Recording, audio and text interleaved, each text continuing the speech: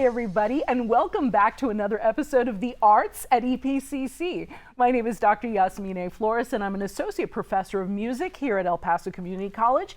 And with me today is a gentleman that I have known since he was, I want to say, in high school. Yes, that's correct. Wow, Aaron Zarur. That is correct. From Olivas Music. Yes.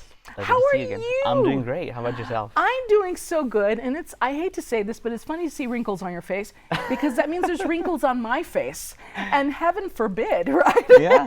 I mean, I remember the other day I was combing through my hair, and I was like, oh, you know what? It's changing. Right? There's some white hair now, Yeah. right? So I've known you for so many years, and I was just talking to you in the green room about the old store on Gateway. That's correct. So this was a store I remember from my childhood, and I have to start first of all, Olivas Music. I've known Jimmy Olivas since I was in 6th grade. Okay.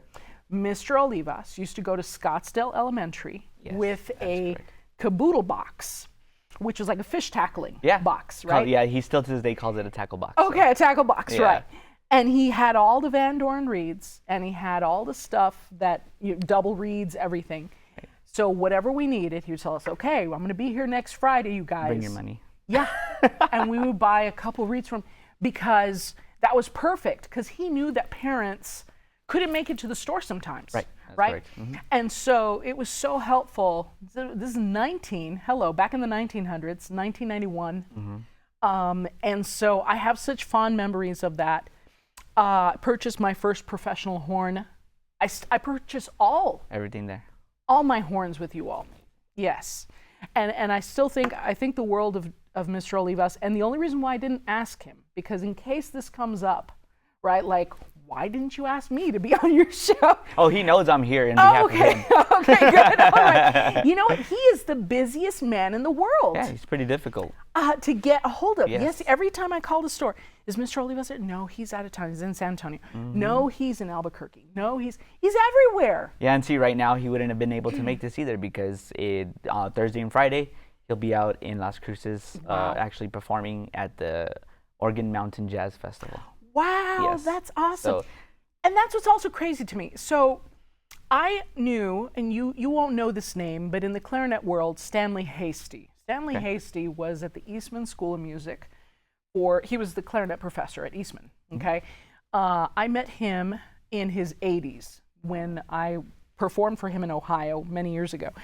And Stanley Hasty could no longer play. And he told a story that Yo-Yo Ma called him. Yo-Yo Ma, the cellist, the famous cellist, called him to try to do the Brahms trio with him. And that he took out his clarinet and he started practicing and he couldn't play through the whole piece anymore.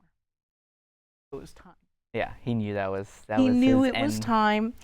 And Mr. Olivas is still Oh going. no, he goes. The greatest thing about this is that every day when he is at the office, he's made it a point to where every hour he'll run through scales for at least 15 minutes in his office. That's Still awesome. to this day. So every hour on the hour, Yeah. he's running 15 minutes of scales, puts it back down, gets on the phone, gets back on the computer. That's so Works. great. Yeah. He's still practicing. As when I left to come over here right now, Yeah. he was practicing because he's practicing his solo, well, actually his changes for the jazz festival. That's awesome. He's driving out to Las Cruces for rehearsal in a little bit, so he's still going. He And- loves to play. And highly respected across the U.S. People know him, from California to New York. Oh yeah, everywhere. And, yeah. Everywhere we travel, everywhere we go, it's like, how's Jimmy Olivas doing? I was like, I couldn't say who you are because I don't know, but they know Right. him. They just know the name. Right, Yeah. exactly. That's amazing.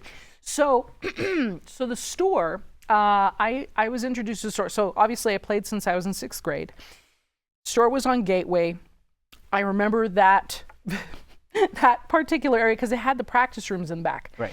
And so I took with Vin Richards, who passed away last year. Yes, most recently, huh? And she used to teach there on the east side. So all the east side students would come over on Saturdays and we would take with Vin in the back. And then we would purchase our reeds up at the front, whatever we needed.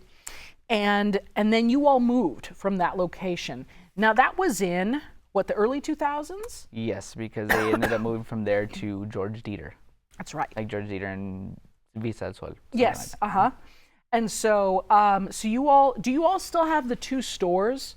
It was the George Dieter and Zaragoza, or Rojas. George Dieter and Rojas, which is the current store. Right. And then you had another Zaragoza store. and Rojas now. Yes. Oh, okay, okay. And then you all had another store further down on Dieter, I think. We did, and so that was only in the transition of when we took over the spot that we currently are at. So as soon as we moved into the other one on Zaragoza and Rojas, we left the George Dieter one. Okay. Now, I didn't work at the George Dieter location. I came in right after once they started at the Zaragoza location. Oh, okay, got it. Yes. Okay, and so currently you all have Thunderbird. Yes, that's far on the west side of El Paso. Okay. Off of Thunderbird and Mesa. Okay, I wave every time I drive up Thunderbird. We used to actually have 3 locations. We used to have one in the Northeast, but it just, at one point when there was a lot of changes going on in the store in early like 2007, 2008-ish. Okay. They didn't want to continue with the Northeast location, so they put their Mr. Olivas put their focus on just the 2 locations. Okay, got it. And so that's what exists today. Right, Zaragoza and Rojas, and then Thunderbird on Mesa. Awesome. Now, and I'm going to talk a little bit about the history. So this started off as Bob Farley music. Right. It's exactly what it started off originally as. Yeah. Bob Farley music, and then it went into Capshaw Olivas music. Okay. Yes. Okay. Do we know a year on that? Maybe it was like 87, 88? I want to say 88, if I'm correct. Okay. Yes. 1988, it becomes Capshaw Olivas. And then you said about probably around 2010-ish? It was right at 2010. Oh, well, 2009, Kenny Capshaw, which was the other owner of the store, he decided to retire from the business. Okay, right. So Mr. Olivas, he made sure that everybody that was currently working with the business didn't lose their jobs. Right. He didn't want to lose everything that the store has already become. Right. The name that it has. Yeah. So he took over it on his own in 2010. So he's been the sole owner for 14 years now, since 2010. It's been that long. Yes. Wow. So I started right around that time with you all. That's correct. I worked. It felt like 5 minutes. Right? I was but I was just finishing. Let's see here. I think I was finishing my doctorate. That's correct. And then I had just got a new job, so I was kind of there in the interim, right? Yeah. And I remember having to kind of clean restrooms and I think that's where we all start. Right. Exactly. Yeah. You should know how to do this. Right. Yeah. I think that's where we all start. And I think that's where I ended, Aaron. I think it was. Yeah. You're like right there. No, you did go up to the sales floor. Yes. Oh my gosh. And I remember the contracts, and so now, and that's kind of where I left off with you all. Are you all still working with music and arts? No. So music and arts, obviously another division of Guitar Center. Okay. So of course a huge corporation. It was Mr. Olivas wanted to keep everything in-house. That's good. He wanted to do everything local. Yeah. I guess, there's problems that arise with working with companies out of town. Of course. The availability of things. So he worked so hard to turn everything into in-house, which in turn had him eventually buy all of his own inventory. Right. So, unbelievable pieces of numbers of like clarinets, flutes, trumpets, trombones, percussion kits, violins, violas, cellos, everything that we need to carry. I can still hear Ken calling them units. Yes, right, yes. And I don't remember Ken's last name, but Ken worked there. Wells, yes. Okay, Ken Wells, and he was the accountant? Yes, he was the accounting, our main accountant there. And just referred to everything as units. Yes. And so he was all about numbers. He definitely was all about numbers, yes. He didn't care whether it was a clarinet or a flute. Yes. It was like larger unit, smaller unit. Right, so. Yeah. It was all a number to him. Yeah. And so I think that's very good news. And not to take away from obviously music and arts and Guitar Center, but it is, anytime you're dealing with a national corporation like that, there's their rules, right? Exactly. And that you have to abide by those and et cetera. And the thing that I love about Mr. Olivas is heart of gold, that man. Yes. There were times that my mom was struggling to make the payment on the horn, right? And so she could easily go to Mr. Olivas and say, "Can you give me 2 months?" Yeah. Right? Right. And so, and I will never forget that. I wouldn't be where I am today if it wasn't for Jimmy. For that extra right? help, yes. Exactly. Yeah. And I think so many of us feel that way. Yeah, most definitely. And still to this day, of course, times have changed. Right. A lot of things are different. Obviously, costs have gone up. Yeah. Everything's a lot more expensive than what it used to be 10, 12 years ago. Exactly. He still, we strive, his motto is music education. It's what he wants to do. That's his profession. Right. And we strive to be able to help everybody that we can possible. And so there's times when a teacher will come up to us and tell us, hey, we have a student that wants to be in beginning band, but the parent just can't afford it. Right. So he does whatever it is he can do. We'll loan it to the school and on behalf of us, and we'll cover everything for that student. That way they can be in music, they can be in band, and they can be with their friends in the symphonic band or anything that they're joining. Right. So he still makes that possible. I know. He still does. And so I don't know. We talk about around here at EPCC sometimes. We talk about contingency plans. And what are we going to do if such and such happens, right? Yes. I know Dion, and Dion is his daughter, who's That's a correct. marvelous clarinet player. Yes. And has 4 children now. I think if I'm correct, it's 3. I'm But not too sure. 3 is like 10. Yes. Okay. Yes. I know her oldest son, Jaron, Right. phenomenal clarinet player. Yes, he is. At Coronado. Yes. Just amazing. Jessica tells me about him all the time. So Yeah. I know. So I mean, Right. he does get his playing from his mama. Of course. So, but of course, I Yes. know he takes private lessons with Dr. Logan at the university level already. Awesome. So, yeah. Awesome. But yeah, so Dion is she's Yeah. a phenomenal person. She is, and I saw her at Mrs. Richards' funeral. Yes. With her little one who was gnawing on the pew. That's okay. I was like, she's so tiny. She's nibbling on that. And that's what she's doing. That's Olivas' grand prize. Right. Yes. Talks about her all the time. I know. Yeah. I bet. Yeah. And so, and I would imagine, I hope that obviously that the store continues, because it's a cornerstone of El Paso. Right. And so there are other stores. Right. Not to take away, and I'll probably definitely. have them on the show Yeah, at of some course. point. And I think Danny's came back. Danny's Music Box, I believe so. Yes. I think they're in a smaller location, or at the Okay. original location that used to be off. Don't quote me on that. I'm not entirely too sure, but I know they're around again. Yes. Yeah, and so he was a part of our AAS degrees okay. that we just started, along with Mr. Olivas and Marty. Yeah. So they were all a part of that whole team. And I'd never met him before, and so he was sitting next to me, and he's like, "I'm from Danny's Music Box," and I was like, "I remember Danny's Music Box, right?" And Yeah, so, of course. and so it was nice to see him. I know that I think Birdie's still exists. Yeah, there's Birdie's Music and White's Music Box. I believe, Okay, and yes. White's, that's right. Yes. And then there's strings and things. Right. I think off like Montana-ish. Yes. I think, yes. Yeah, and their specialty is obviously violin, viola, cello, all the string Right. instruments.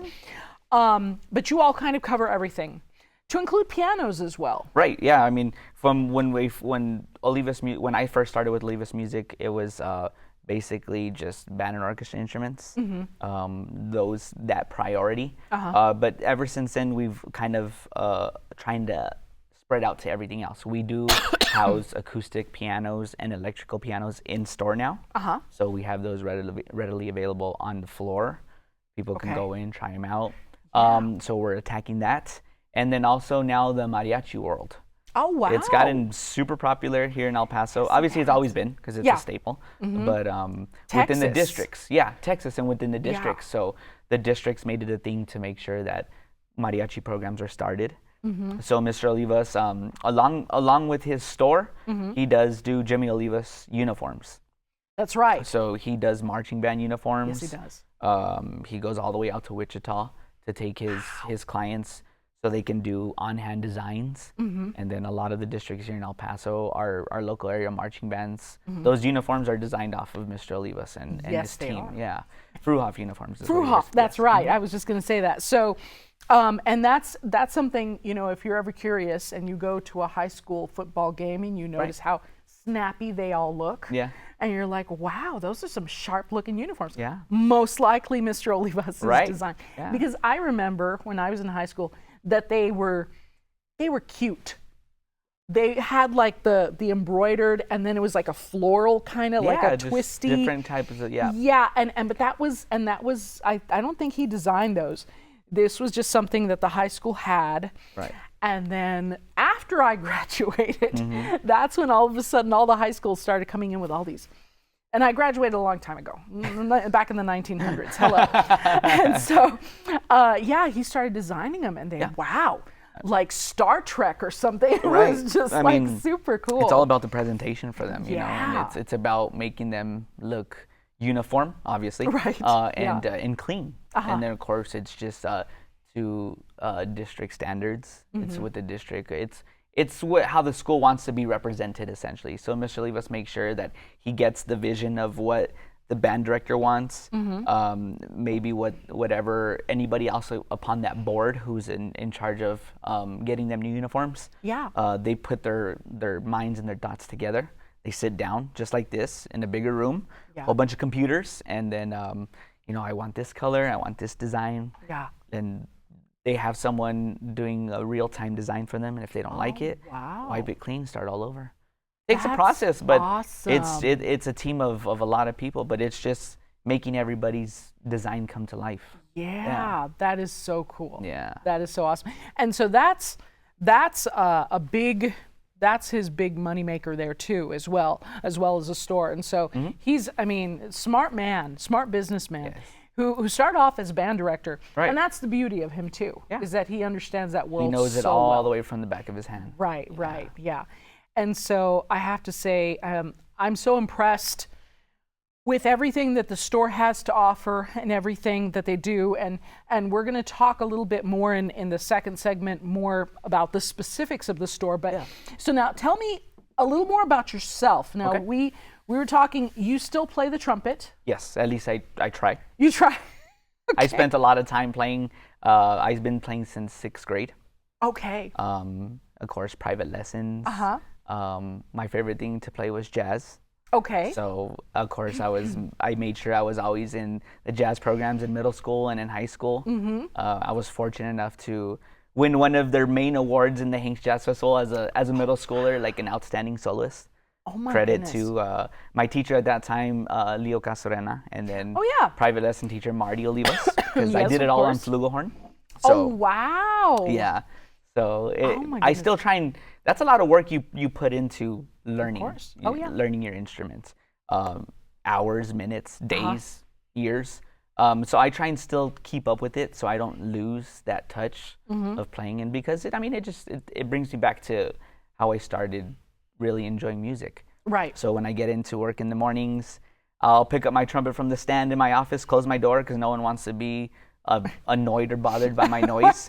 I'll throw a mute on, Right. and I'll play for about 30 minutes, take it off, and then just get back to the desk work. That's awesome. That's so awesome. You know, we don't really have mutes. Right, Pause. yeah. There is a mute There out is, there yes. for clarinet. It consists of sponges. That's correct. I really don't know how much of an effect that has. I bought one Okay. and I ran it through the horn. What's gross is that we're a spitty instrument. Likes all the moisture. It collects all the moisture. And so when you dig it back out, so just to kind of, okay, hold on, let me backtrack. So mute, nice and clean, because you don't really get much No, spit. it's literally just cork. The spit stays on the bottom of the valve section, so you don't have to worry about So it. it never comes out of the Yeah. bell. Right. Well, for us, it just comes out of everywhere, right? And so this thing, basically, it's a string with a bunch of little sponges in different areas that cover wherever the tone holes are. Right. So there's these gaps where it's just string, and then there's another sponge, and et cetera, right?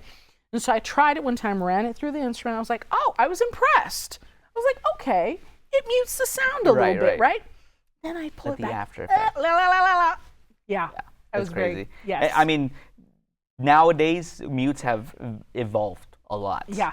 There's digital mutes that completely silence your horn, like in its entirety. Is this the box? Yeah, but I mean that's back then when you saw it, it was like its first prototype, so it was huge. And now it's like small. It fits in the bell. You could leave it in the case, but you just connect it. You put headphones on, and you play to yourself. Is this for clarinet as well?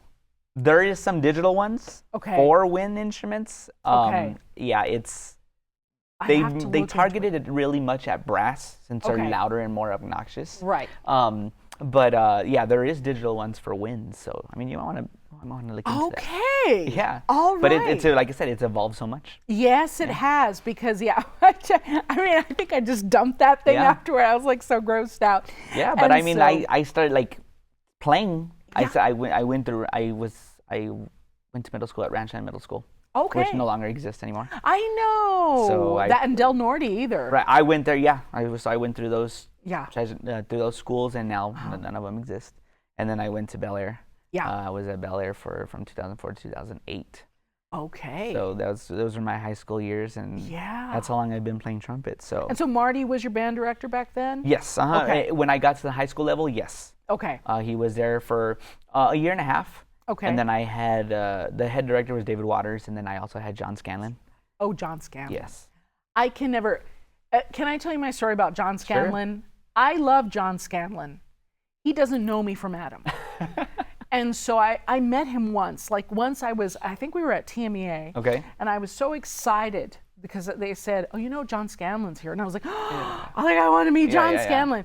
because he is just every person that I've ever spoken to. Right, in one. Like, he is the most fantastic band director, hands down. There are no complaints about John Scanlon. And so I'm like, I have to meet this John. Who is this John Scanlon, right? And so I met him, and it was like, oh yeah, that's nice. Hello, nice to meet you. It was like, whatever. Yeah. But and I've heard him play, and I've heard him, you know what I mean? Great trombone player. Yeah, all these things. And I think back to, now I'm trying to remember the gentleman that passed away that was a trumpet player. Beard, mustache beard, grayish hair, probably in his 60s, used to teach at the store. Okay. John Glass. John Glass. John Glass. Yes. Yeah.